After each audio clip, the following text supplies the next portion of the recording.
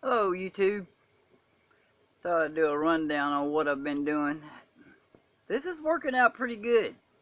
It's been a week. Um, I've got my one cell pack here. I've redone.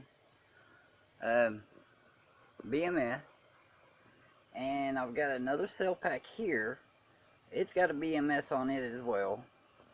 I've got about 200 watts. And there's another pack here. And that's what I'm using to charge with. Little boost converter that I got from Amazon. There's about 200 watts plus a wind turbine whenever I've got wind. I've seen the wind get kind of wild here lately, and the best I've seen out of it is like 16 amp. Um, Normal is right around 2 to 4. That's for about 15 mile an hour winds, somewhere around there. But anyway, I'm getting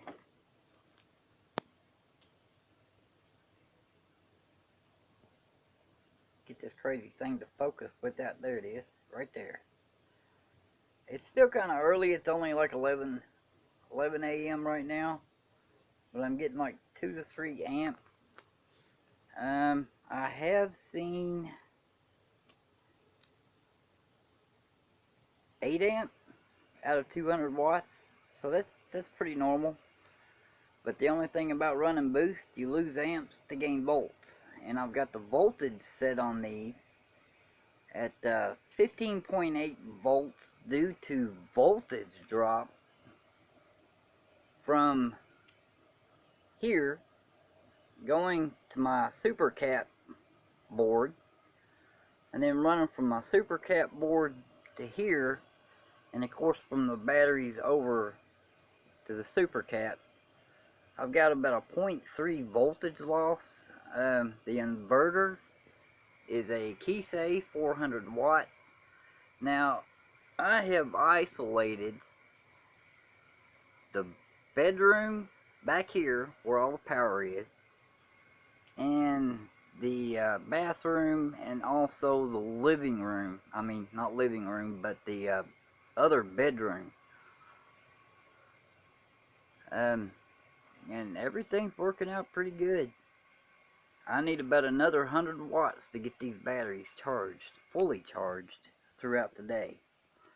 I've got a computer power supply on low Sunday, hooked up as backup, and I will actually run it because I've only got 12 volts out of the computer power supply. Of course, anybody that works with computers and these power supplies know they'll only do 12 volts at best. Runs into my buck inverter, my boost rather, to pick the voltage up. It will do 15 amp constant. I ran it last night and I was rather pleased to see that.